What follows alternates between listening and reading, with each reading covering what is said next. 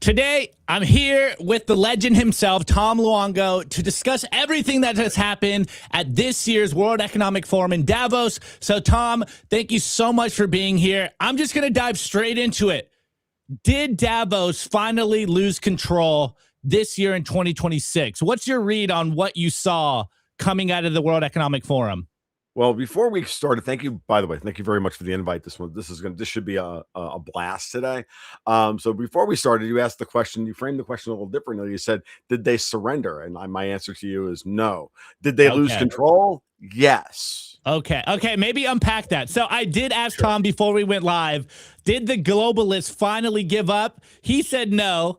And then I did switch them on, did they finally lose control? So you can pick whichever way you want to go with that. Yeah, words matter, semantics matter, and let's not kid ourselves. We're not commies. We actually have to be precise in our language. So yeah, no, they didn't. They're not surrendering.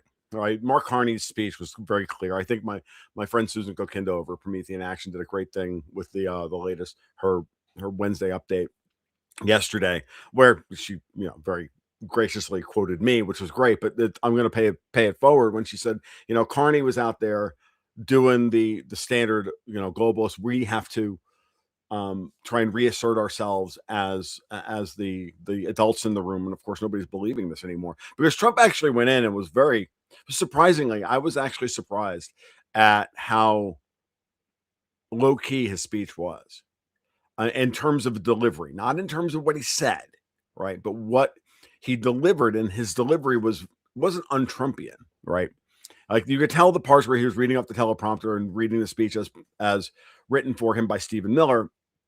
And then there were the other parts where he just went off script and was Donald Trump. And it was a very interesting mix of the two personalities. And what was very clear to me was that Trump was giving them, every flaming bag of poop that he had brought to the table and was shooting it all over the audience. I mean, he did not spare anyone, right? He didn't spare Gavin Newsom. He didn't spare Emmanuel Macron. He didn't spare anyone. Mark Carney, all of them. And he only one time did he let his real anger and his real frustration show. And that was impressive to me because, that was that moment. I don't remember quite where it was in the speech, but you'll find it. Go watch the whole thing and you'll see that moment where he finally just lets it out and he's like, oh God, I fucking hate these people. And I hate what you've done to the world and I'm going to fix it. And that little moment told you everything you needed to know. They're not backing down, but they don't have any cards to play against him other than to shoot him and or foment a civil war in the United States. So this is why we have to unpack the difference between, did they surrender? No. Will they be able to do anything about it? Or are we winning? Yes, but it's going to be a war all the way out the door. These people are going to burn everything to the ground. I've been saying this for a while now. And I'll be honest with you, I know this is a Bitcoin podcast, so that means that we're probably dealing with a bunch of bedwetting, pillow-biting libertarians in the audience who cannot handle the fact that you sometimes have to fight to preserve both civilization and your own community. That you can't just stand around all day and go quote Rothbard at them and hope for the best. It just doesn't fucking work.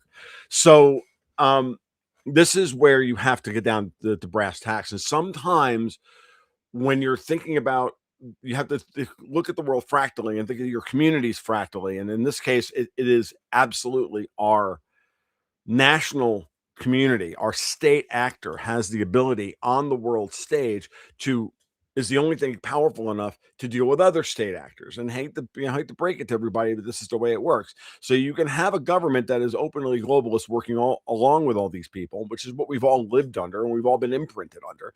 And then we can have a government that actually doesn't want to act that way and is asserting its sovereignty and asserting its independence. Between Lutnick and Big Gay Patton, Scott Bessent, and Trump, I think the message was delivered very loud and very clear and without a bunch of histrionics. It was actually quite non-toxically masculine. It was just simply, look, this is what we're doing and you can either join us or, we're going to run you over. because everybody else wants to go along with us, and you people are the weirdos. Walking around with in your banana hammocks, and you're looking for gold and on beaches, and having your little weird parties, and collecting your little weird art, and sitting in your castles counting your money. No, we're done with this. This is over. You are not the great philosopher kings that have to be the shepherds of humanity. So they laid that out quite explicitly and quite clearly. And of course, when you're dealing with this kind of, and this is where you got to kind of get into the psychology of all of this. When you get into this kind of devouring mother style politics, which is what these people practice. Like, I don't care if we're talking about the British Empire and the reputational attacks through the media and everything else, or we're talking about the way Ursula von der Satan and Kaja Kallas and all those people run the European Union, with this kind of vague disgust at men actually having a say in the matter on anything. When you break down what they're doing, what they're talking about, okay, it's very clear that they do not believe in boundaries.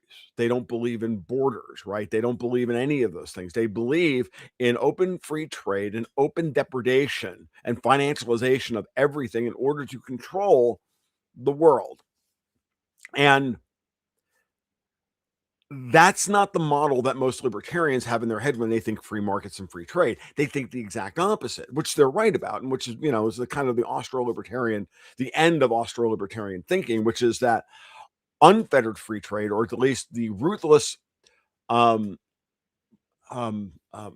defense of property rights in a very Rothbardian sense, would lead to intentional communities that set up very clear freaking boundaries, that if you cross my boundaries, I have the right to shoot you, right? That, again, the name of the service is Gold, Goats, and Guns, folks. I haven't, repudiated that, but that's not the world we live in. We don't live in that world. And most modern libertarians can't see the difference between the world we live in, the world we've got, and the world that they want, and the path to get there. And I've been screaming about this since I first got in front of a microphone on Periscope during the first Trump campaign in 2016. I'm like, this is the world we want.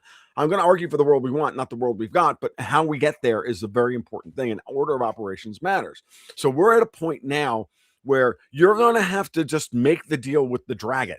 In this case, Donald Trump, or the Federal Reserve, or any of these other institutions that have an unbelievable amount of actual power, real power. They command armies, they command financial tools that no one else has.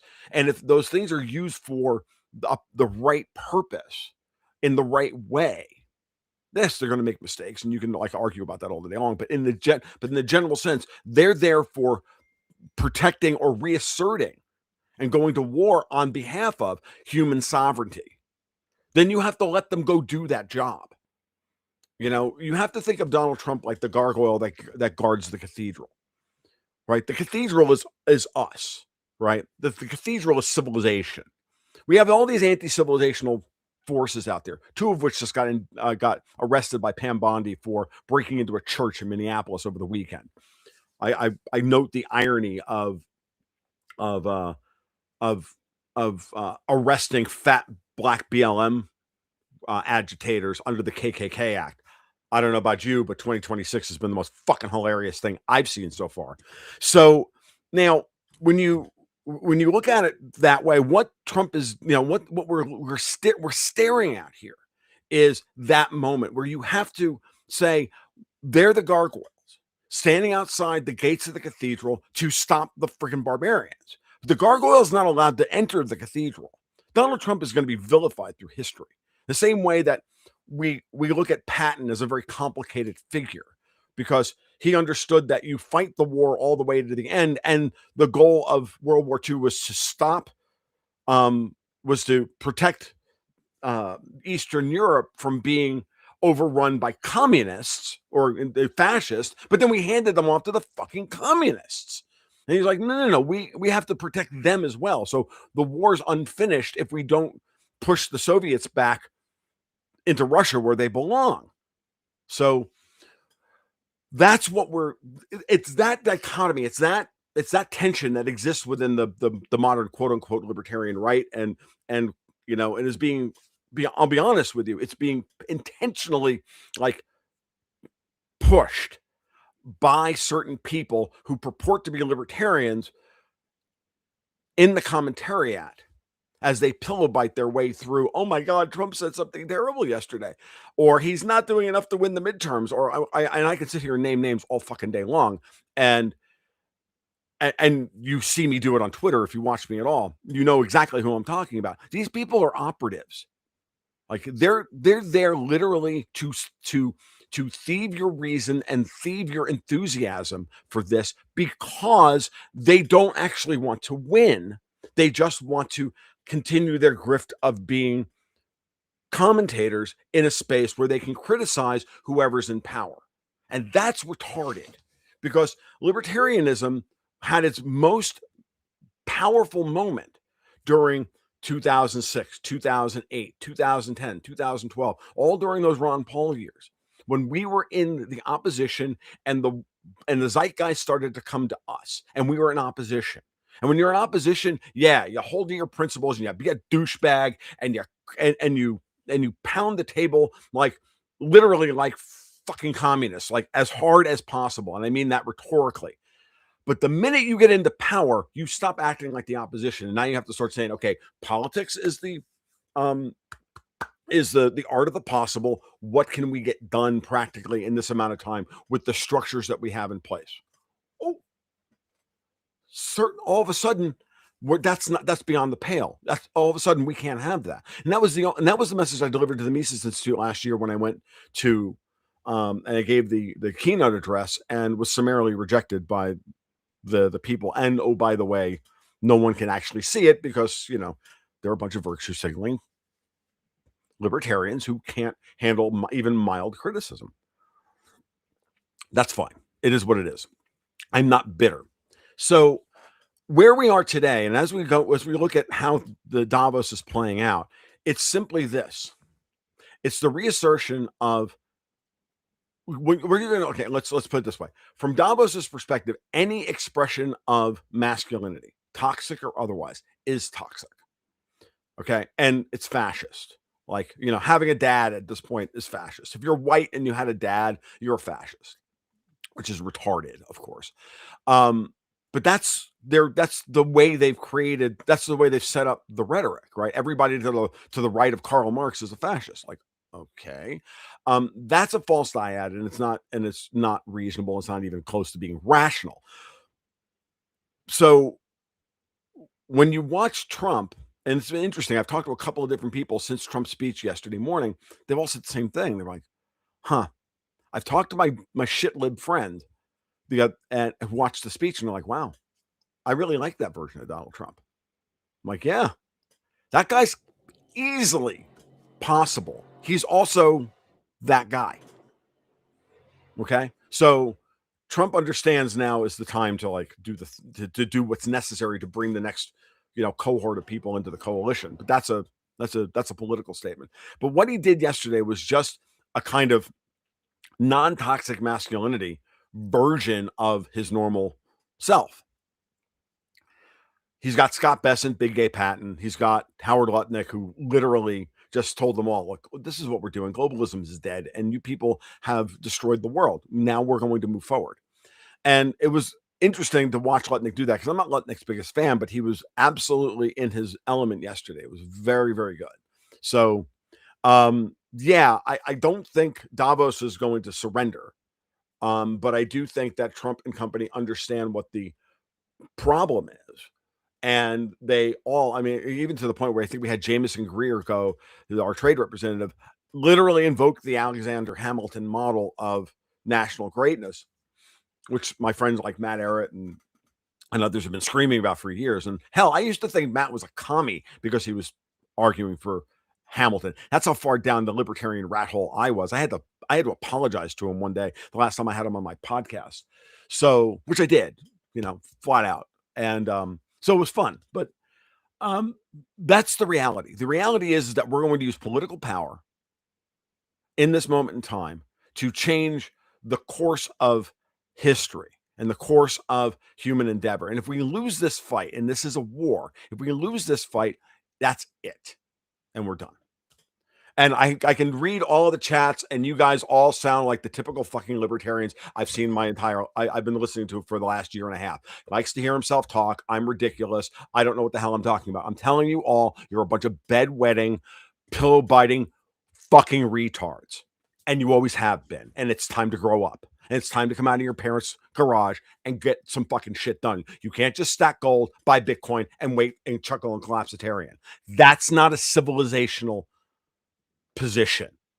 And that was the whole point of being a libertarian in the first place, which was to offset and be the antipode to the anti-civilizational forces of Marxism. And yet you sound just exactly like Marxists. So enjoy it. Okay. I relinquish the microphone. Love it. No, Tom, I told you at some point I wanted to touch on the libertarianism because I feel like I've grown out of it, maybe in part because I've listened to you. You've been one of the, I think, defining, I don't know, lights at the tunnel explaining what's going on in geopolitics. So I truly love what you've been saying. There's a few people that I listened to recently, and I know for a lot of people in the audience, it might be way out there. It's like, what's this guy talking about? But when you really dive deep into what Tom's saying, it starts to make a lot more sense than, you know, a 15-minute tirade at the start of the show. So we're going to unpack it a little bit. Okay. We're going to unpack. True. That wasn't that. And that was, and by the way, for those of you who are the first time listening to this, that was tame. Okay. That was tame. So yeah, that was a tame Tom rant. Okay. So let's unpack. We just got Davos, Trump, you know, what Scott Bessent did, what Lutnick has done at Davos, first couple of days. It does seem like the first couple of weeks of 2026. Stop for a second. I just want to make one thing abundantly clear to anybody who thinks that Simon Dixon is not City of London agent. You're out of your minds. I will not debate. I do not debate people who I know. I don't know this, but that's my argument. I watch him and I watch the body swerve, and I can tell the difference between somebody who's real and somebody who's trying to body swerve. I nearly got subsumed into that by about 6 or 7 different people over the course of my career in the last 7 or 8 years. I've watched it happen. I don't buy Simon Nixon one whit. That guy's a classic Pied Piper of walking in, saying the right things, and then body swerving and into the doomer cult. And that's his job, is to keep you there all day long. No, you need hope, and you need to be optimistic that you can win this fight, not lose it. Bullshit. So fuck all of that noise. And I'm dead serious. That means that goes double for Robert Barnes, and it goes double for all of these people. Every goddamned one of them that has tried to keep you in this pocket. Thomas Massey's fucking off-brand Rand Paul, all of these people. They're all not your friends. They're all arguing to stay in the matrix. Thomas Massey's still screaming about fucking Epstein, and meanwhile, Trump is literally remaking the goddamned world in your favor. Okay, go. Okay, that's my. Okay, Okay. So, anyways, what I was going to tee you up is, it does seem like 2026 Trump is like a totally different beast than 2025 Trump. So, could we get a recap of what you saw Trump do in 2025, and then we'll take the conversation from there. Okay, so I'll take the temperature down a notch now, because I'll stop looking at the chat, because all the chat does is turn me into old live stream Tom. And for those of you who will watch this, who used to watch my old live streams on YouTube, when I used to pull a double rye, put on a hat, and start screaming into the microphone, you know exactly what I'm talking about. Okay, so let's start with the basics. What did Trump do to start his administration? The first thing he did was he defunded as many of the NGOs as possible. He started to pull the public money network away from the globalists. So it was the beginning of, and it's not perfect, he has not stopped the flow, he has slowed the flow down of your tax money, of your life, the hours of your life that you spend in support of the federal government, going to all of these quote unquote non-governmental organizations and 501c3s that were then being used to radicalize you and to replace you, right? Radicalize you into thinking that there's no chance that we can get out of this mess by spending all of our money and spending us in the debtor's prison and spending money in ways that would make drunken sailors blush. No, we have that on one side, and then take that money and then use it to try and replace you, to subsidize hundreds of billions of dollars worth of devil's legions around the world, drug running, human trafficking, stolen elections, all of it. I mean, every friggin' bit of it, down to like suppressing the price of gold and silver. Like, where do you think this money comes from? Well, how do you think they were able to fund these systems? So he starts there, right? And this is all downstream, of course, from our hated Federal Reserve Chair, Jerome Powell, replacing LIBOR with the secured overnight financing rate, and finally giving us control over the short end of the yield curve for the first time in our fucking history since Bretton Woods. Oh, by the way, that's only a really small little fucking thing. So, which I know would take another hour for me to unpack, but I've done hundreds of hours of podcasts. Yeah. For those of you in the audience never heard me talk about the importance of implementing SOFR at the expense of LIBOR, I absolutely recommend that you've talked to your friends who are friends of mine. They'll point you in the right direction. I've done 1,000 podcasts on this. Okay. And I've convinced some of the most important people in the fucking world that I was right about this, who were all looking at me like going, what the fuck is he talking about? And I'm like, yeah, okay. You might want to start with my interview with Daniel DiMartino Booth on my podcast 3.5 years ago. She's on the podcast twice. You can listen to both of them. It's probably a good starting place for a lot of people. But what's important is that once we had control over the financial control over the dollar, then it would actually set the stage for Trump to come back to office. And so Trump then starts the process of defunding the public money. Right, get rid of let's do the triage. We have to stop the bleeding. The patient is bleeding out. Let's stop the bleeding. First thing you do is you slow down the money going to USAID and as many of the NGOs as possible. You put a kibosh on all of that. You start to freeze money by simply threatening to audit everybody via Doge. Right, a lot of those Doge audit numbers they already been done. Like I've talked to people who are close to the administration. Like they knew exactly where all the fucking fraud was. They knew where it all was in 2022, 2023, 2024. They was waiting to come back into power. So after Trump gets shot and he realizes, I honestly think that that's the turning point. That's when he decided to go with JD Vance as his VP, who is, by the way, a Marine, a killer, and a vindictive prick. Okay. Just letting you know. Okay. Same thing with Pete Hegseth. Okay. And we need men like this at this point in time because you have to counter the reputational kind of, devouring mother, fucking feminist bullshit that we have coming out of Europe and the EU and the UK. But stop the public flow of money. Then you start going after the private flow of money. And what's the private flow of money? This is my friend Ian Burlingame likes to talk about this stuff. And if you haven't listened to EM talk, you should absolutely chat with EM about how all this plays out. But the way EM likes to frame it is there's 3 layers of money. There's the public money, which we spent the first half of 2025 staunching the flow of. Then there's the private money, and that's the organized crime money, right? That's the drug trafficking and the human trafficking and the organized crime and all of that stuff that funds the IRGC out of Iran, that funds Hezbollah, that funds Trend Agua and the Chinese triads and the Russian mobs that are living in the UK and the guys that are all that were all named in the Panama Papers that are running basis trade operations against the U.S. Treasury market out of the Cayman Islands. All of that stuff that's the private money layer. And Trump has been attacking that directly as well. That's, by the way, what Venezuela was really fucking about. It wasn't about the oil. It was about all of that. It was about setting up the U.S. Navy right there, and that Venezuela was the linchpin to securing effectively the southern maritime border of the United States, the Gulf of America. And by the way, you know what Greenland's really about? And if you look at what he finally negotiated for Greenland, which is exactly all he wanted. So he got exactly what he wanted, as opposed to getting the whole thing, which was he wanted to be able to put listening stations for missile defense, quote unquote, missile defense on the northern border of Greenland. Why? Because how do you think they were smuggling all these fucking fat assholes into Minneapolis? Where do you think the lieutenants for George Soros's and Alexander Soros's, ground attack against the United States is going to come from? These people are setting up. This is what I mean by Davos is not rolling over. They're doubling down on trying to start a civil war, a domestic civil war.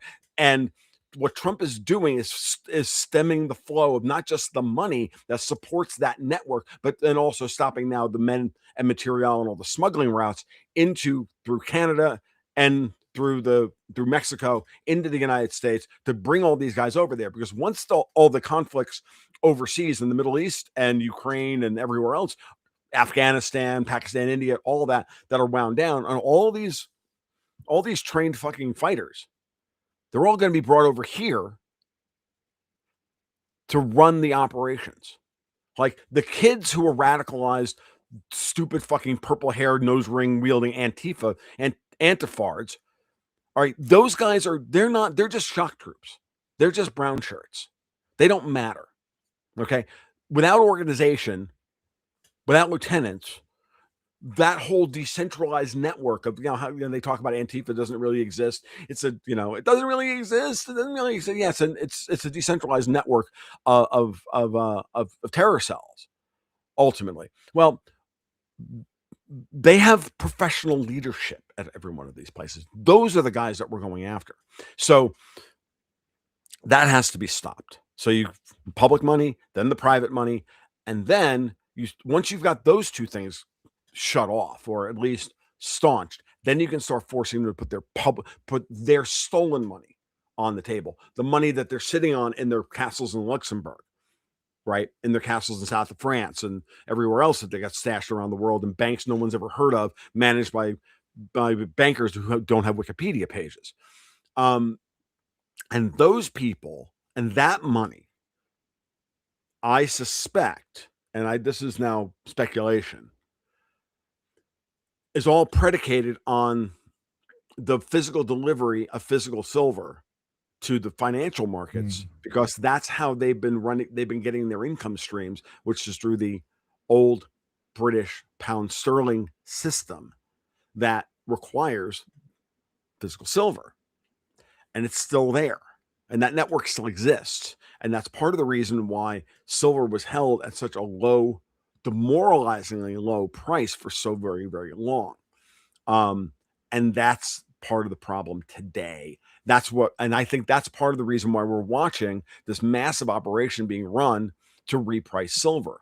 And I've spoken to my friend Vince Lanci about this a number of times. If you don't follow Vince, folks, you need to follow Vince. No one knows the ins and outs of the gold and silver trading operations better than Vince Lanci. And then when he and I sit down to talk, and he's been on my podcast at least 7 or 8 times. And when you listen to Vince and I go back and forth, and he's looking at the structure of the markets, and he knows how these guys set up their trades and their long short positions and everything else. And then you've got my, admittedly, you want to call it conspiratorial mind towards geopolitics, and you put the two of them together, you can see how the whole thing just like meshes together into one big, beautiful operation. And you're like, oh, right, that's why that connects to that. That's why India is acting this way. That's why the British are doing this. That's why we're doing this. And the only conclusion you can draw ultimately is that China and the United States are in the process of wresting control over the pricing of all the strategic commodities of the world from City of London for themselves. And that is part of the same operation to break down the 3 layers of money, of illicit money that is used to prop up the globalist enterprise that we see at Davos. Okay. First the public money, then the private money, then their stolen money. And if you attack the regime at the financialization heart, which is their ability to control the price of the collateral on which all of the world's debts are valued, then they have no power left. Because that's the source of their real power, is the ability to leverage that collateral, oil, gold, silver.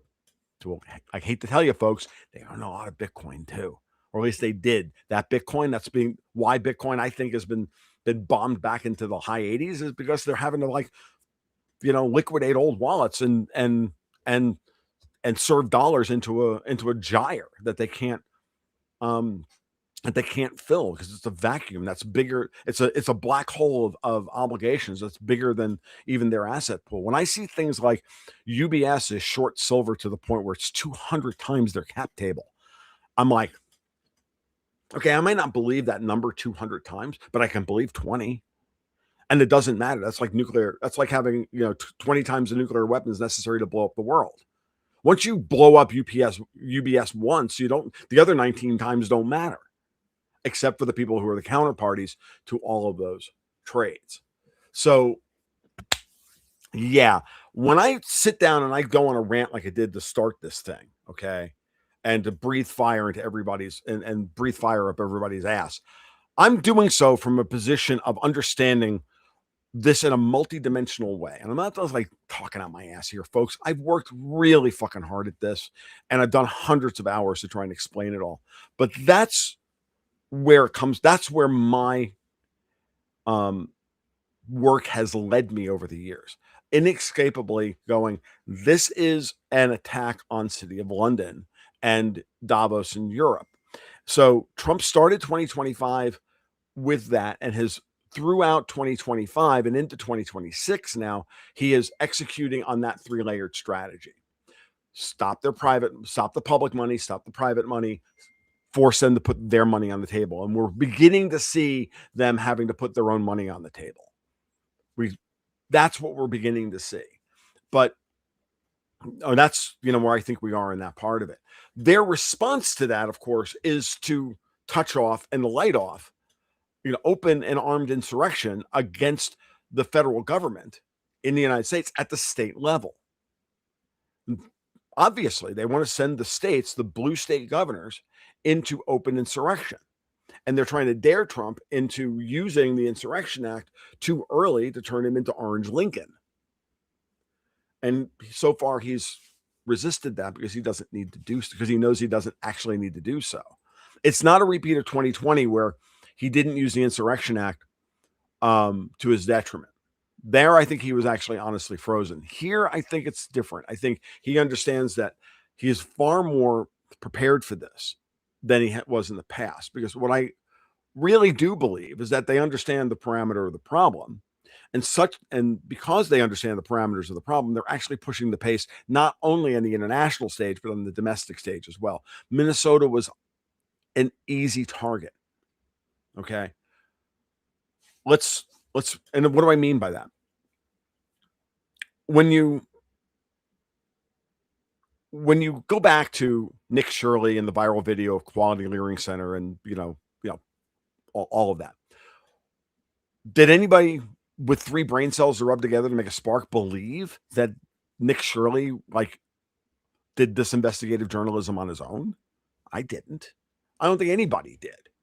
But that doesn't mean it's not that what he was uncovering wasn't true. Because 48 hours after that video went live, Kash Patel comes out and says, well, yeah, we've been in Minnesota since July investigating all this stuff. I'm like, oh, okay, I can put 1 to 1 together and get 2, by the way, or 3 in this case, right? Like Patel and company in the FBI have been in there doing all this work, and Scott Bessent's been in, at Treasury, have been mapping all the money flows and mapping all the money. Tom Homan's talked about this explicitly in the aftermath of the LA riots back last January and into June. So let's put all that together and they go, oh, so they've been in Minneapolis. They know what's going on. And then they just handed it to Nick Shirley and you go, come on, go do the thing, boy. And then we'll just amplify it on Twitter. That's what they did. And then that sets off a chain of events that are, completely predictable. Because remember, every day is opposite day in Trump 2.0 America. Whatever Trump does, they're going to take the opposite side of. Whatever Trump says, they're going to take the opposite side of. And they're going to amplify it into oblivion. I want Greenland. Oh, Donald Trump is going to invade Greenland. No, I want Greenland. And then they create some false, goal on his end. Like, no, I mean, he's willing to play their game, but he doesn't care. He doesn't need to put troops in Greenland if he doesn't need to. Like, come up with a negotiated settlement. So, but every day is opposite day. So you go into Minneapolis And you say, well, you've been stealing money left and right with all these fake daycare centers. And no, we haven't. Yeah, you have. We have, and then every day you just drip, drip, drip. Andrew Breitbart like out, James O'Keefe like all the information, and eventually it sets in motion a series of escalatory moves on their part. They either have to put their army on the ground and go for the gold now and go for the win now when they're not ready, or dismantle the entire operation. That's it. So that's what they're doing. That's why they attacked the money laundering operations and a literal dry cleaner in LA early last year on purpose. They went in there on purpose to gauge what the response would be. What was the response? Alexander Soros and Gavin Newsom call up a rent-the-beaner mob and turn the whole thing into a race riot and try and gin up a race riot. What's Trump's next reaction? Within 24 hours, he nationalizes the California Guard, and within 2 days, he sends in the Marines and cleans the whole thing up. That was a trial run on everybody's part to see what everybody's reaction would be. They tested Trump. Trump tested them in return. And then we didn't see any more violence in LA for the rest of the year. So that model is already played itself out. And it played itself out the same way and he did the same thing on the world stage. He gave Israel and Iran the war they both said they wanted. Fine, beat the crap out of each other. I'll protect the Israelis. The Russians may or may not protect the Iranians. Hold Netanyahu on a leash to just go after military targets, which is what he did. Don't go for regime change unless I tell you to. Khamenei didn't overreact. The IRGC got wiped out. Fordal got bound back to the Stone Age, and the Mossad headquarters got hit in Tel Aviv, and everybody got their hair mussed and their nose bloodied, and they went, "Oh shit, war sucks. Maybe we shouldn't do this." Yeah, maybe you shouldn't do this. Now let's cut a peace deal over Gaza, and now let's start rebuilding the world. Can't get the Ukrainians to accept that yet. One day, hopefully, but Greenland first, Canada next. Maybe we'll get Ukraine finished. Okay. Amazing. Love it. Love it. Okay, guys, I do have to hit an ad real quick, and we will go from the present to the past to now potentially what you're watching and where we're going in the future. And I think I'm just going to tee you up again, Tom. You're on fire today. So quick commercial break. I'll be right back. Today's episode is brought to you by Bitcoin Well Infinite. If you're a serious Bitcoin buyer, you've probably hit the same wall. Most platforms make you give up custody just to play by the rules. Bitcoin Well Infinite fixes that. They're North America's only publicly traded, non-custodial OTC desk listed on the TSX Venture Exchange, which means transparent operations and zero counterparty risk. You buy Bitcoin, you take immediate control, period. For trades over $50,000, you get a dedicated executive Bitcoin advisor, competitive spread starting at 1%, and immediate delivery straight to your own wallet. No custody risk, no withdrawal fees, just institutional grade execution with full asset control. If you want to buy Bitcoin the right way, book a free consultation at bitcoinwell.com/OTC or email infinite@bitcoinwell.com. I want to give a shout out to our partner, StampSeed. Is your Bitcoin in cold storage really secure? Are your seed phrases really secure? StampSeed's do-it-yourself kit has everything you'll need for you to hammer your seed words into commercial-grade titanium plates instead of just writing them down on paper. Paper is fragile. Titanium plates are strong. Your words are actually stamped into the titanium plate with this hammer and these letter stamping tools. Once the words are in, they aren't going anywhere. No risk of the plate breaking apart and pieces falling everywhere. Titanium stamp seeds will survive nearly triple the heat produced by a house fire. They're also crush-proof, waterproof, non-corrosive, and time-proof. And now you can customize your titanium seed plates. You can upload your design or logo, and they will laser engrave it on the back of your seed plate, the opposite side of where the words are. Stamp your seed on StampSeed and use promo code SIMPLY to get 15% off anything on the stampseed.com store.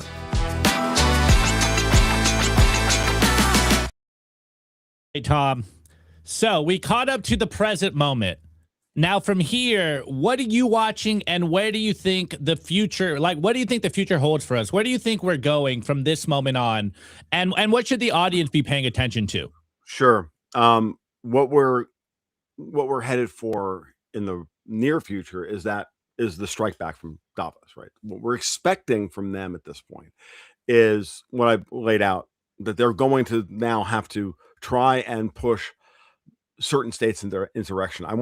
If you think I'm crazy about this, I want you to go and look at what the Virginia legislature, the slate of bills that the Virginia legislature just put on the table, okay, with their crazy governor Spanberger, with their supermajority in both houses at the state level, with their control of the federal courts, and and all of that. They're literally putting forward a series of bills that will destroy the state.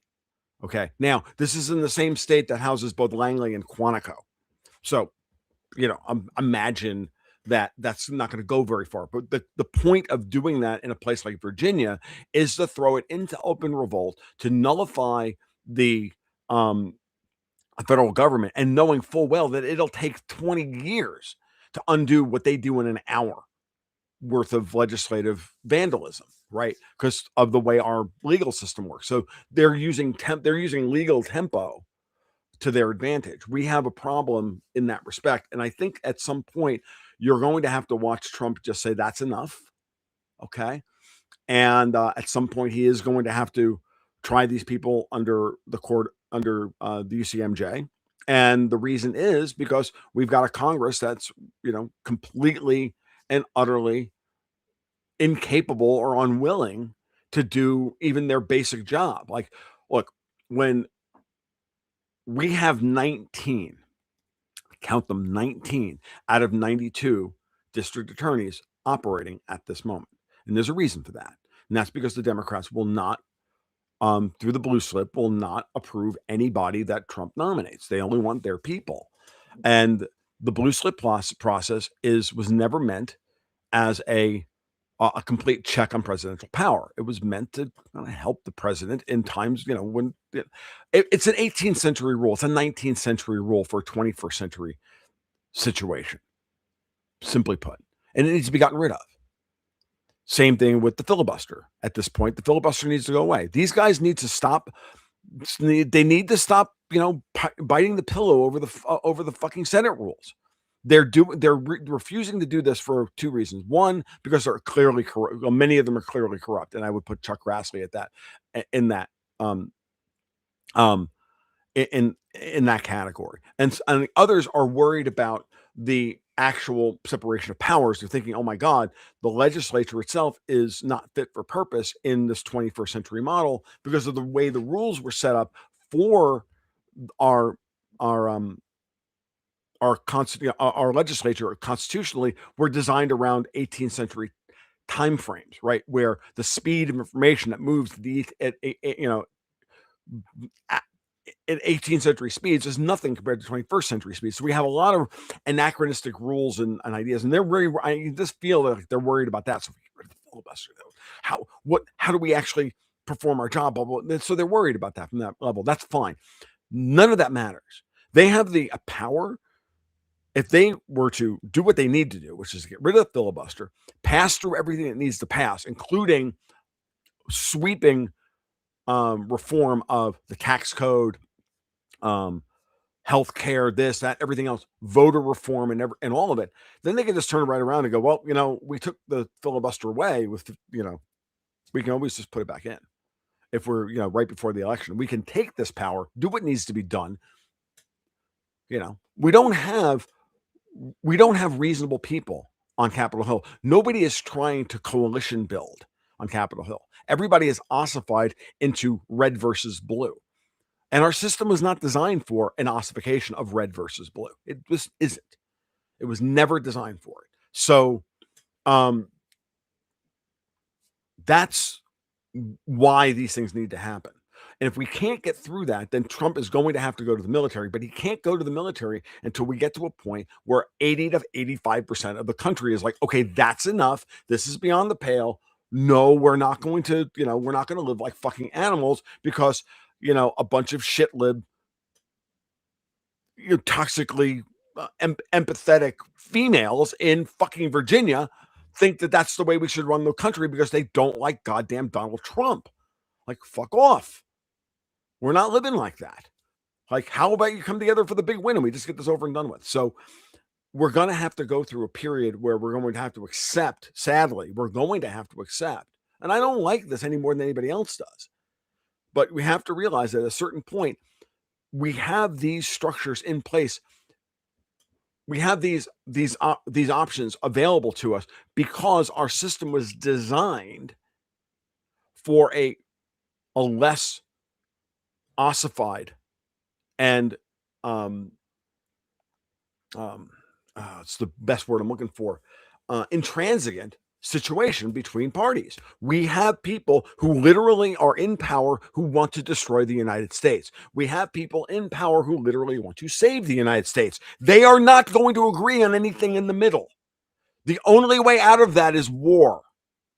Now, we can do that war however you want. We can frame that war in whatever way we want. We can fight it at the legislative level. We can fight it at the judicial level, which is what Trump has tried to do so far. Fight it legislatively, fight it judicially, try to instill confidence in the existing institutions so that we as a society don't lose complete faith in those institutions, that they can be rebuilt in our minds. They may have to be modified. We have to rethink them. We may have to be more vigilant with them, but they can be saved. Or we can go to freaking unrestrained warfare. And like, that's where we have to be in our thinking on this. And I hate to, I hate to be the bearer of bad news, but that's where we are. It's a war, folks. That's the way Davos is treating it. That's the way Alexander Soros is treating it. That's the way Gavin fucking Gruesome is treating it. It's the way Tampon Tim Waltz is treating it. It's the way fucking Kamala Harris is, Kneepads Kamala is treating it. That's the way all of us are. We need to take them at their word. And none of and that's, we just have to like get over the fact that we can't stoop to their level. What? We're not allowed to fight a war? We have to just take it because they're uncivilized and we want to think of ourselves as civilized? Fuck you. These people all hate us anyway. They hate American cowboy culture. They hate everything about what America is. Because at the end of the day, these people love fucking bedwetting, goddamn pillow biting, fucking European fags. Like, fuck this bullshit. Sorry. No, we like guns, we like beer, and we like steak. Done. And we're going to raise cows, and we're not going to eat bugs. Fuck off. We are the Europeans who left. We have to embrace that. I'm second generation Italian immigrant. I've told this story 1,000 times. I'm the youngest of 4, the youngest of 11. All of my grandparents came over on the boat to flee fascism. I only know how to swear in Italian because we didn't speak Italian in my household. My father couldn't speak Italian. And 3 of his brothers died young from coping after fighting in World War II. One of whom was the forward observer for Patton's Third Army. These men were heroes. Yeah, and big trucks. We love big trucks too. Yeah, because America's big. Like fucking Europeans want us to drive across the United States in a Fiat 500. How about no? I'm going to drive around I drive the couch to work every morning because I'm an American. Just fuck these people. Like, it's over. Let's go out there and let's be brilliant and let's be daring and let's let men be men. And they hate that. Sorry, but that's what we have to do.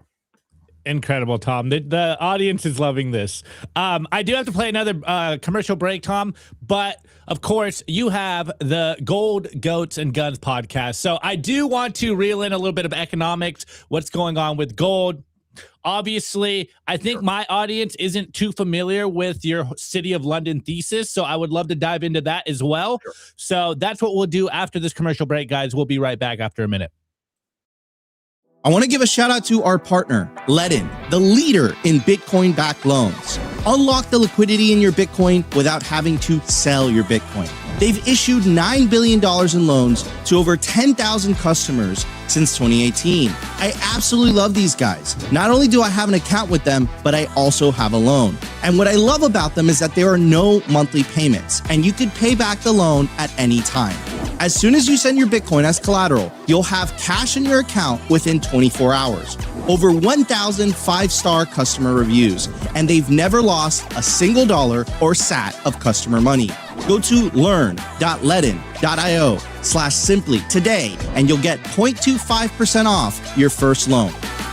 I want to give a shout out to our partner, sat123.com. Sovereignty isn't just about your money. It's about your communications too. When the grid goes down, most people go dark. Cell towers fail in hurricanes, cyber attacks, and blackouts. But satellite phones, they don't rely on local infrastructure. Iridium has 77 satellites in orbit, giving you a direct line anywhere in the US, even offshore. If you hold your own Bitcoin keys, you should hold your own comms too. Sat123.com also has everything you need to start building your Bitcoin citadel. Starlink, battery backups, Faraday bags to protect your hardware wallets, and much, much more. It's a one-stop shop for anyone serious about resilience and off-grid independence. Stay connected, stay independent, stay sovereign. Go to sat123.com/simply today and use promo code SIMPLY to get 15% off anything on the store. I want to give a shout out to our partner, BitKey. If you already self-custody your Bitcoin, you know the deal with hardware wallets by now. Complex setups, clumsy interfaces, and a seed phrase that can be lost, stolen, or forgotten. BitKey fixes that. BitKey is a multi-sig hardware wallet built by the team behind Square and Cash App. It packs a cryptographic recovery system and built-in inheritance feature into an intuitive, easy-to-use wallet with no seed phrase to sweat over. It's simple, secure, self-custody without the stress. Time named BitKey one of the best inventions of 2024. Get 20% off at bitkey.world. That's BITKEY.world with the code SIMPLY.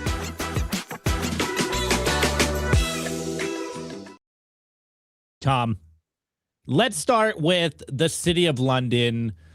I know for you, anyone that listens to you, it's one of the pivotal ideas of where all of your kind of worldviews come from. It's where the whole Trump battle comes from. This is why you said what you said in the beginning of the show.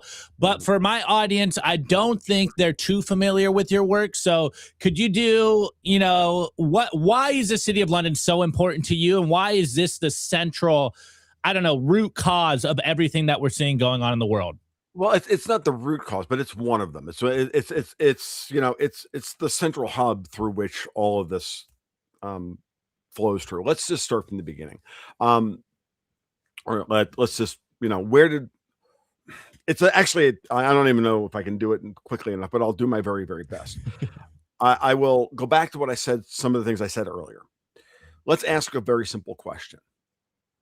When you look at commodity futures markets, gold, silver, aluminum, nickel, oil, natural gas, copper, all of it.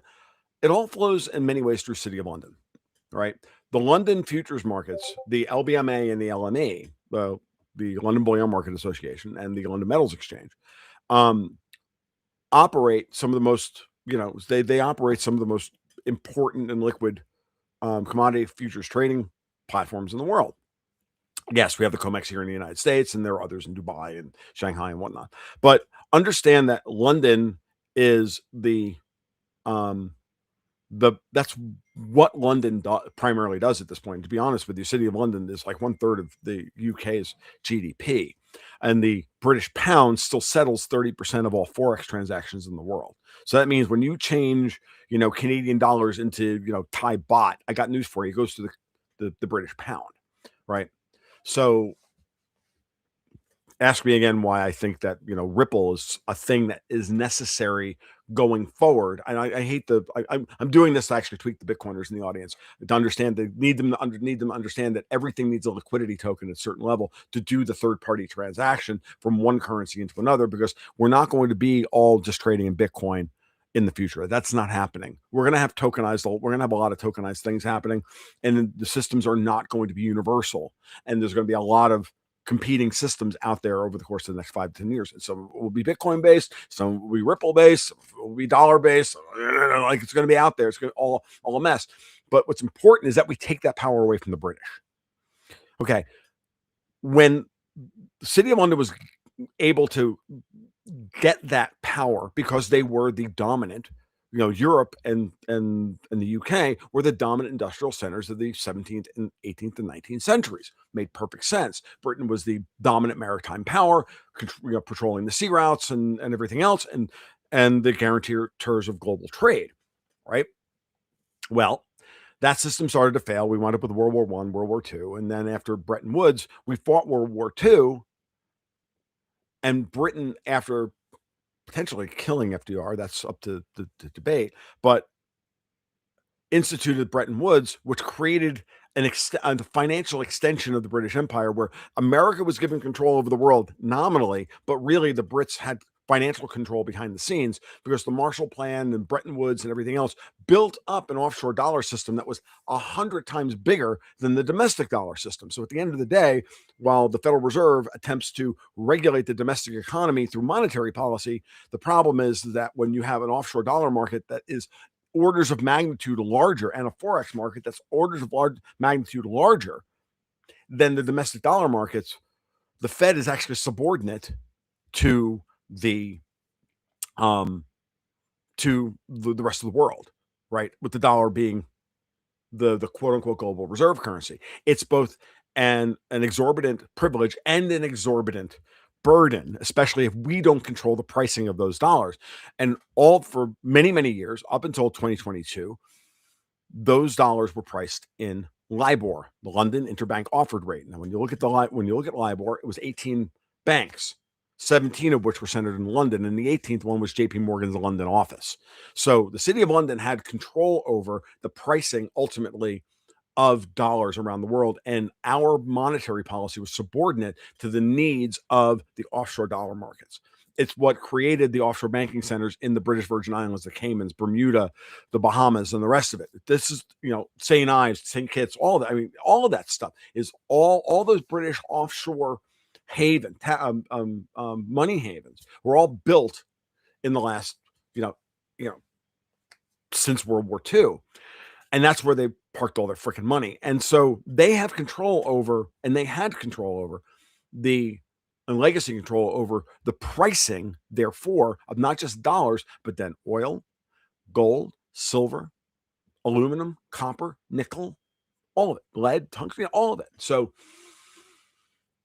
that doesn't fit in a 21st century model where the two dominant industrial powers are the United States and China. Britain doesn't produce anything anymore other than bad BBC television and fucking angst. They have to even import decent food. They have to import Indians to get decent food, for Christ's sake. So they don't produce anything other than regulations, angst, and opprobrium, right? And media, and they control the financial press. They control most of our media. And so you understand things from that perspective. This is the shadow government the shadow empire that never failed, that never went away, right? They still own Canada. They still own Australia. They still own the countries of the Commonwealth. They still have they still have deep ties in the United States as well. Okay. And so, our intelligence services are all subordinated to MI6. It's all a mess, folks. And every time we take we or Israel or this one or that, everybody else gets blamed for all the world's problems. The Russians, us, Israel, doesn't matter, Iran, everybody else. No one ever blames the Brits. You know why? Because they're the ones actually controlling the narrative around what's actually happening. They're the ones that control the information that makes it into the hands of the president's daily brief and everything else. It's gone on for decades. And for a long time, we had American oligarchs who were more than happy to go along with all of this. We had American financiers on Wall Street. We had MIC contractors out in California. You know, we had old oligarchs in the industrial oligarchs, or agricultural oligarchs in the South and in the Midwest, happy to go along with all this bullshit. So, you know, and everybody was getting paid as the dollar was going out into the world. That all changed with the transformation from LIBOR to SOFR back in 2022, and you can thank Jerome Powell for it. No matter how much everybody in the audience fucking hates Jerome Powell. I love Powell, by the way. I think Powell's brilliant because Powell sets the stage for Trump by getting control over our monetary policy through SOFR, raising interest rates to the high heavens and destroying the leverage in the offshore Eurodollar markets through the years 2022 through 2024, which ultimately is what brought the downfall of the Biden junta. Without Powell, they just spend us into a fucking oblivion and buy the goddamn election in 2024. Okay. And the country's already in open friggin' civil war. Now, if you're, you know, a typical shitbag libertarian, chuckling collapsitarian, you think that's a better outcome than what we're going to fight through today. I tell you, that's not the world I want to live in. I'm sorry. I have children. I don't want to live in that world. So, what's happening now and what Trump is doing, and I think one of the few things that Trump and Xi really do agree on, is that London can no longer be in control of the pricing mechanism of the world's collateral, of the oil, the gold, the silver, and everything else. So let's go back to last year. Going back to last year, what happened in gold? Gold started accelerating to the upside as the United States was weakening the dollar and buying gold. Okay. That's what we were doing. Now, it wasn't showing up on our official balance sheets. It wasn't showing up as, you know, on the Treasury's balance sheet. It was showing up on the balance sheet of GLD. It was showing up on the balance sheets of the banks and everywhere else. And everybody was pulling delivery from London into the COMEX and then putting it aside. Same thing started happening in silver later in the year. This becomes a very complicated conversation about, you know, how Japan builds into this and everything else, but I'm going to try and keep it as simple, straightforward as possible. The goal here is to break the London Bullion Market Association by getting control over the supply chain of physical gold and silver. You do that, you can then start attacking copper, which is in process, nickel, aluminum, and everything else, and you can move the trading by because the goal is, what you're trying to do is you're trying to invalidate the exchange, right? You're trying to destroy the ability of anybody to trust that the exchange will actually, one, give you a valid pricing model for the thing that you want to price and you need to, you know, hedge your production with, or, you know, hedge your currency risk with, or whatever. At the same time, you also have to expose them for running a Ponzi scheme, which is what they've done. And they've done every bit of that. So now, you take that idea and you apply it first to gold, then to silver. And now the next thing to kill is copper. And you take all that pricing leverage away, because why should the 19th century industrial power control the pricing mechanism of the industrial commodities in the 21st century? Shouldn't that go to the people who are the industrial powers of the 21st century? And this is what China and the United States agree about. That's why we're watching China and the United States. This again goes back to the work of my friend Vince Lanchi, who I'm dead serious. If you are a Bitcoin guy and you do not understand the structure of the way gold and silver trade, you are not a Bitcoiner. I'm more of a Bitcoiner than most of you people, because I understand how it all slots into everybody's major strategies going forward, how we're going to recapitalize the fucking world. And I've been saying this for 3 or 4 years now, that literally Bitcoin is going to be used to recapitalize the world and recollateralize the world. Bitcoin, gold, silver, all of it. But the goal is to take pricing leverage away from London over oil. That's the real goal. Because what does the world really run on? Does it run on Bitcoin? No. Does it run on gold? No. Does it run on silver? No. All of these things are tokenized energy. Every bit of it. What is gold? Gold is tokenized energy. What is silver? Tokenized energy. What's aluminum? Congealed energy. And what is Bitcoin? It's literally tokenized energy.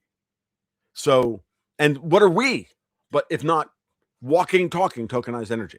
So you have to put all that together at the same time to understand that once you see it that way, that's what they're stealing from you. They're stealing your time, they're stealing your money, and they're trying to steal the value of the collateral so that they pull a VIG off of that collateral that is ultimately your profit. And so that has to be put in the hands of people who believe in sovereignty. And that's what I think Donald Trump is doing. That's what I know Scott Bessent believes in. And that's what I think people like Xi Jinping, Vladimir Putin, Viktor Orban, even to a lesser extent, Giorgia Meloni in Italy. There are certain people in this world who understand that fundamental idea. And then there's Davos. And there's the City of London. There's the Club of Rome or the Rothschilds or the Jews or whatever the hell you want. Like, at the end of the day, that's the way you have to think about this. You have to get this down to brass tacks and the fundamentals.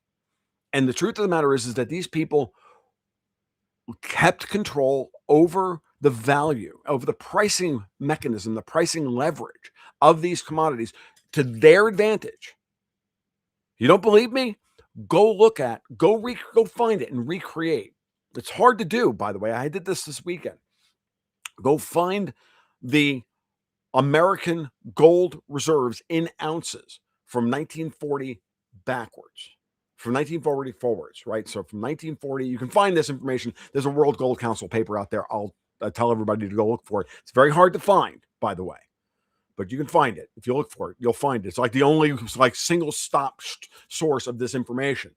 And you'll see what I'm talking about. And all during the Bretton Woods era, up until 1971, all you saw was a massive drain of America's real wealth in terms of ounces of gold, steadily. Hell, by the time these people shot fucking Kennedy in 63, it was already well under. It was already well in process by 1963, and by the time the London gold pool fell in 1968, and then eventually Nixon closes the gold window in 1971, he did it to defend the United States because these fucking Europeans were stealing it all from us. By the way, so. Yeah, I know you guys can't. You guys can't get out of your. You guys cannot get out of your shitcoin versus Bitcoin. Or I'm reading the chat, and it's like you guys are literally so 2015. It's not goddamn funny, and I need you to level up. If you look, you're gonna the sad part about it is about most Bitcoin maxis at this point is that you're all gonna make a fabulous amount of money for all the wrong fucking reasons. So. That's fine. I don't care. Same thing with gold bugs. I say the same thing to gold bugs all the time, by the way. And I love both, but for different reasons. So, I like being salty. It's fun. If y'all are gonna call me a shitcoiner, like me of all people, to call me a shitcoiner, I just give it back with both barrels. But by the way, I'm not a Bitcoin maxi because I'm not a religious fundamentalist in any way, manner, shape, or form. I don't believe that technology ends, and I don't believe that Bitcoin is the end of monetary technology. I do believe in decentralization, and I do believe in all of the things that made Bitcoin, that makes Bitcoin a beautiful thing, but I don't believe it's the end all and be all of everything. Because if I do, then I have to believe in the end of history. I have to believe in the end of human intelligence. I have to believe the end of human innovation, and I think that's just dumb. Like, I'm sorry, but gold bugs couldn't understand Bitcoin in 2010. Why should Bitcoiners understand whatever comes next in 2050 or 2030 or 2070? I don't know. Right? What happens the day that, we have to come up with something better? So, all right. I don't know. I get it, to the guys who say, well, you're just playing around. That's fine. That's great. But dude, I have literally been shit on by every Bitcoin max in the universe multiple times. Yeah, well, Tom, they also shit on me every day, and then they show up every day. So I think they are kind of. Oh, I brought up Ripple. That makes me dude. I'm not saying Ripple is good, bad, or indifferent. It just is. It's like, look, people. I know Bitcoiners who literally think gold is a shit coin, and I'm like, really? What is wrong with you? Like, what are you nuts? They're complementary assets. Gold's lack of divisibility makes it fundamental. Its ability, it's hard, having it be hard to move is an asset. It's a different product. It serves a different type of purpose. It serves a different type of collateral. And I need everybody in the audience to stop being spurgy and black and white about everything and start being, I know that's hard for spurgs. Like, I get it. But, you know, be a little flexible. Love it. Love it. All right, Tom, I did tell you, I do have one more commercial break, but before I do that, because I do want to pivot after this convo, I did bring up the idea of, is Trump versus Jerome Powell theater, or what's going on with the battle between the Treasury and the Fed right now? It's very important. Yeah. I think that that I've said this before, and I will continue to say it. From the moment Trump started going after Powell, I'm like, he may not like Powell personally, and maybe that's true. Every time I listen to Trump talk, I'm like, he really doesn't like Powell for a variety of reasons. I also think that Powell has done yeoman's work in order to get Trump elected, by the way. If Powell didn't want Trump reelected, Powell would have been cutting rates in March of 2024, not September of 2024. But Trump needs the Federal Reserve torn apart. He needs it reformed and rebuilt, right? He's made it a central policy plank on his desire to get rid of all of the corruption, fraud, waste, and abuse within the American government. And the Fed is part of that narrative that he's building. But, you know, everything I just said about SOFR, LIBOR, the pricing of dollars and everything else, from a finance perspective, it's very, very clear that what Powell did was heroic, right, during the Biden junta. But now he's at the end of his term. Trump is setting up for the next term. He wants a Fed chair that's going to do what he wants. Trump wants lower interest rates. Trump is right in this respect to want lower interest rates because of the changes to the structure of our economy that are coming. Now, you can criticize Powell for being an old Keynesian or whatever he is. That's fine. Like, he's at this point, he is a bit institutionalized. Powell is going to defend the honor of the Federal Reserve. It's a company that he's worked for the last 15 freaking years of his life. And he's also been the architect of the changes to the Fed's underlying monetary policy tools that have handed Trump the keys to the 22nd century for America. And so it's a complicated relationship, but Trump is trying to set up in the minds of the average person who doesn't even know what the fucking Fed is or what it does. Forget the, Six Sigma assholes like me who's out on the lunatic fringe and who likes talking about monetary policy. There's only like 20 of us in the entire world who actually care about this shit, right?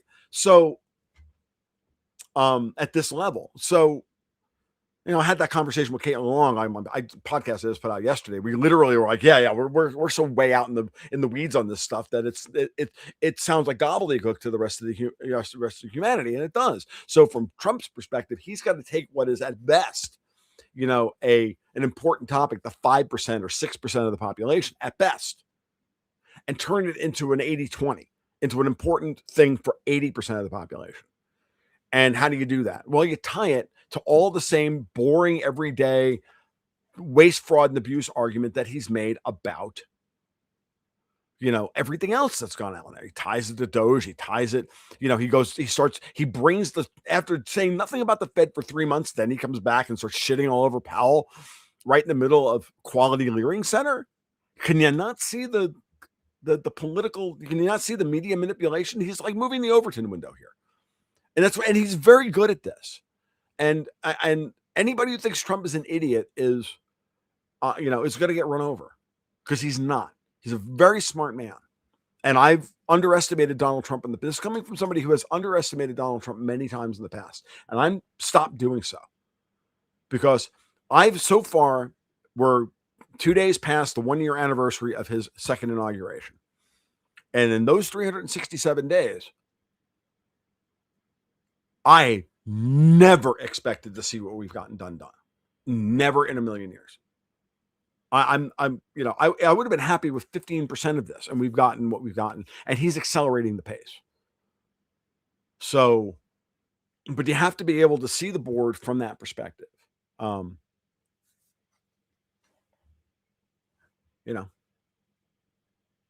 It's really funny watching people try to defend that Donald Trump is a corrupt asshole. Yeah, okay. So what are you, a white knight? It's fucking hilarious. You have to be. You can't be Donald Trump and not know how to play the game dirty. How do you get a building built in New York? Lots of envelopes, folks. That's how.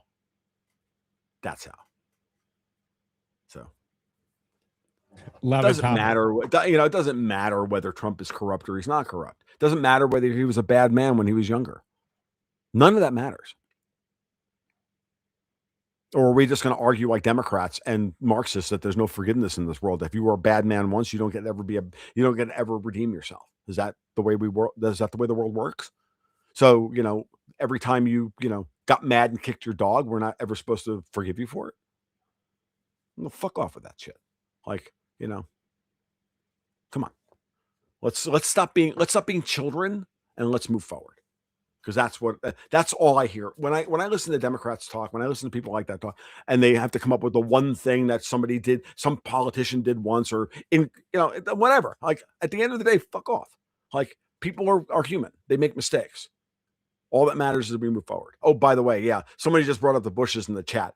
By the way, the Venezuela was about knocking down the Bush cartel in the United States more than it was as much as it was anything else. So it's an angle that no one wants to talk about.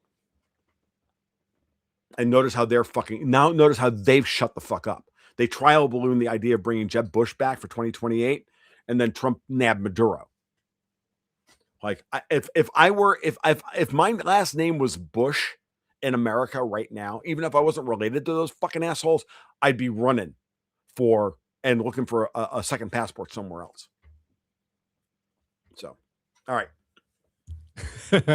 Amazing. Okay, guys, sorry, got to pay the bills here. Last commercial break, and we'll come back, and we're gonna just end it on I'm hoping an epic Tom rant here that is gonna get the audience probably pretty spicy. So again, a last commercial break. We'll be right back. I want to give a shout out to our partner, HIVE Digital Technologies. Fueled by clean energy, HIVE has quadrupled its global Bitcoin mining footprint and channels that same scale into high-performance compute, where their AI cloud is now ranked #1 in the world for network performance. At HIVE, you've got dual engines, Bitcoin and AI humming, roaring, accelerating in unison. They're lean and mean, they're green and clean, and they're rewriting the playbook on sustainable digital infrastructure. You can catch the latest buzz at Hive Digital Tech or at hivedigitaltech.com. I want to give a shout out to our partner, bitcoinben.io. If you're into freedom, Bitcoin, and building a real community, this is for you. Gain exclusive access to real-world, members-only, private clubs across the globe, featuring poker nights, expert-led classes, co-working spaces, educational meetups, live events, and more. Current locations include Sarasota, Nashville, Boston, Dallas, Las Vegas, and St. Louis, with new clubs launching soon in West Palm Beach, Scottsdale, Alabama, and beyond. Not to mention Bitcoin Ben's resorts in El Salvador. There's 3 of them, and they're absolutely beautiful. You'll also get access to the first fully backed Bitcoin bank with fiat ramps and savings accounts. It's called Private Key Bank. And you guessed it, it's based out of El Salvador. Go peer-to-peer with Bitcoin bulk buys. Tap into home equity for long-term Bitcoin growth. And join their exclusive mining pools if you're interested in mining. What are you waiting for? Head over to bitcoinben.io. Join today, where Bitcoin meets freedom.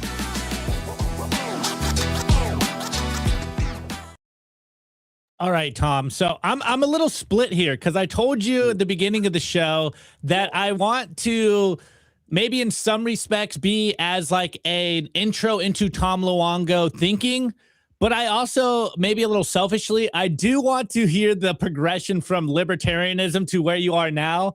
So I'm going to just give you the floor. If you want to continue going like intro to Tom Luongo thought so you can share it to your friends and family, we could do that. If you We want to didn't piss get- off the chat, maybe we go into libertarianism and why you've progressed from it. So whichever way you want to go, whatever lane you want to go, it's up to you. The floor is all yours. Well, what I'll say is the following. Like I still see myself as a libertarian. I just don't see myself I just don't see myself as a person who will only defend anarcho-capitalist positions.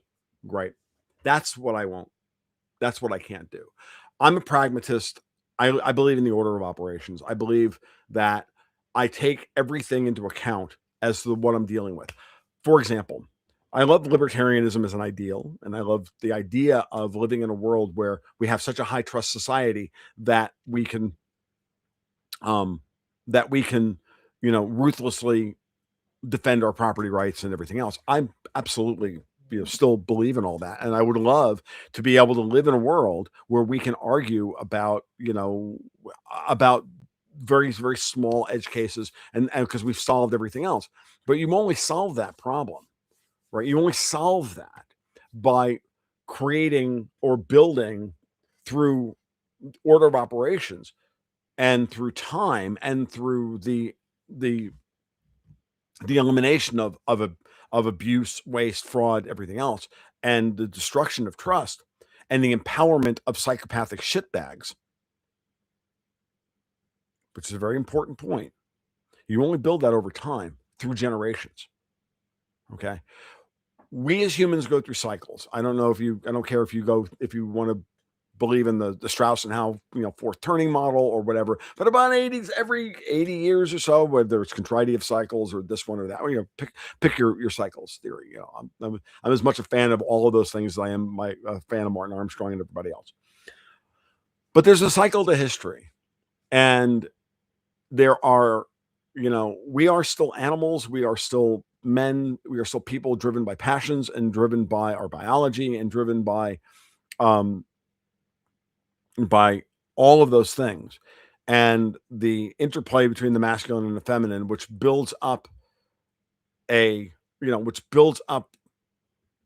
frustration, and that whole cycle of weak men make strong, make bad times, and bad times make strong men make good times make weak men. That cycle happens over and over and over again through history, and libertarianism in many ways is not compatible with that. It thinks it wants to be, but it's not, because at some point you have to go, okay, well, the problems I have are bigger than that are bigger than me.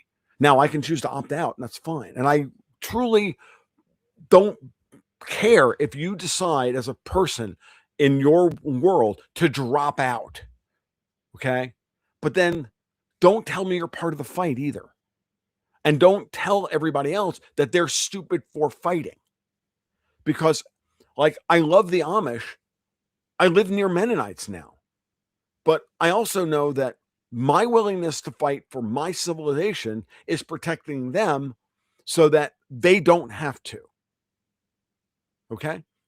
And the world needs both people. And that's, I think, the hard part. A lot of people in this, in this model are having a really hard time. It's funny. It's funny. A couple days ago, I don't know, for whatever reason, I decided I needed to watch the movie Patton again. Now, I've seen the movie Patton, 35 times. It's my second favorite movie of all time, right? Star Wars being number one, and then Patton being Star Wars Empire, and then Patton. And I've watched Patton so many times I can practically recite the movie and whatnot. But I needed to watch it again, and I got watching some stuff about Patton that's not covered in the movie. And it was a great talk by Victor Davis Hanson about 5 years ago. He was at Heritage, and it was the middle of Trump 1.0. And he was bringing up the point that men like Patton were uncomfortable with men like Patton because men like Patton are a throwback to pre-civilization humanity. That war is pre-civilizational, right? And there are times when we have to go to war. And when we go to fight a war as civilized people or tamed people or civilized people, this is Hanson's argument, and I really can't even argue with it, that we're uncomfortable when we're confronted with men who understand that to win this war, we have to revert for a time to pre-civilizational behavior. This is the problem that many libertarians are having right now. When, for me, and I said this to I said this in an epic rant one day to my partner in crime at Gold Goats and Guns, Dexter White. I was going off about this. I'm like, no, dude, as far as I'm concerned, all these fucking people are mass murderers, and I have every right in the world to shoot every goddamn one of them as mass murderers under the non-aggression principle. I don't see what the problem is here. Like, they're all mass murderers. Like, I can just no, boom. I don't need a court to tell me that they're murderers. Sorry, that's the way I think, and that's the way I feel. Now, if you're uncomfortable with that, that's fine. You look at me and that's not very libertarian. I'm like, the fuck, it's not. Like, you left the meetings really early on because you thought these people were stupid. That's not me. I went all the way down this rabbit hole. And I came out the other side looking at it from a very, very hard perspective, which is that I get to use proportional force against those who aggress me on a daily basis. I'm sorry, but the people who are stealing 65 to 70% of every fucking dollar I make, they'll launder it through some fucking fraud network so that they can traffic children and guns, drugs and everything else. Fuck you. I get to shoot you. Like, it's not that hard. Right? So that's not beyond the pale. I'm not going to, obviously. Now, I'm not advocating anybody else does that. But once you get into that mindset and you realize that if they're going to push us to the point where our only response is war, which is what they're doing, then you have to unleash the patents in this world. You have to unleash, and that's why people don't like, that's what, if you listen, Hanson made a great point about Trump. He said, look, have you ever noticed that people say things like, I love everything that Trump says, or as Trump is doing, but does he have to say it like that? Does he have to be so fucking mean? Like, yes, he does. Get over it. Stop clutching your fucking pearls, like getting the goddamn vapors because, he said something mean to somebody. Why don't you just live with it? I think Trump's Truth Social feed is some of the fucking most hilarious shit I've ever seen. Like, he tweets out on the eve of Davos a picture of an AI picture of the cabinet sitting in the Oval Office with a picture of North America on an easel that's got one big American flag on it. I'm like, including Greenland. I'm like, that's hilarious. That's the way we have to look at this world. It's not about hegemony and this and all this fucking left brain bullshit rattling around in your head. This is about basic shit. Are you willing to fuck to save your own species? To quote the narrator from Fight Club at the midpoint term when he's beating the shit out of Jared Leto. Like, I was frustrated for every panda that wouldn't fuck to save its own species. Well, I'm frustrated with every libertarian who won't fight to save his own goddamn community. You have to know, it goes back to even, I might put it another way. What's the real definition of the word meek? Jordan Peterson used to talk about this all the time before he went crazy. Meek is men who have swords and know when to keep them sheathed. It's not always turn the other cheek until somebody runs you over. No, that's the sign up.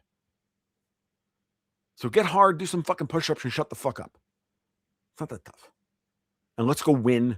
And then any excesses that we go through, because there will be excesses in war, we will fix them in post. And we'll apologize. And it's going to happen.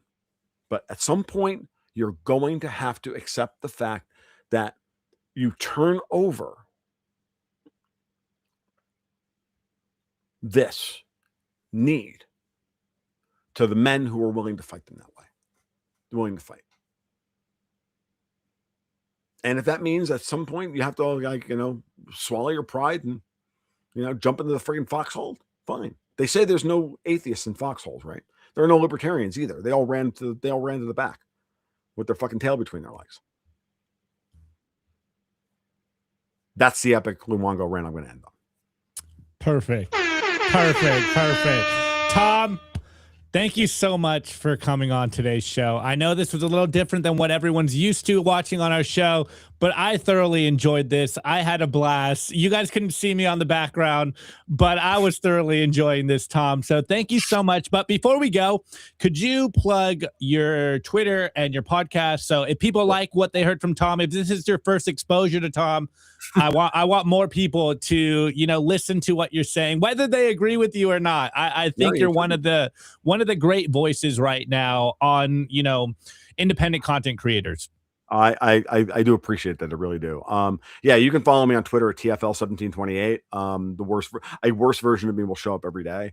You can follow the podcast at it's on my blog at tomluongo.me. You can also, it's syndicated everywhere. The Gold Ghosts and Guns podcast. It comes out irregularly, folks. Whenever the spirit moves, whenever I've got something to say. As far as I'm concerned, I only put out signal, not noise. The podcast is not meant to be a daily driver. It's meant to be a thing that when a certain conversation needs to happen, that's when I do an episode.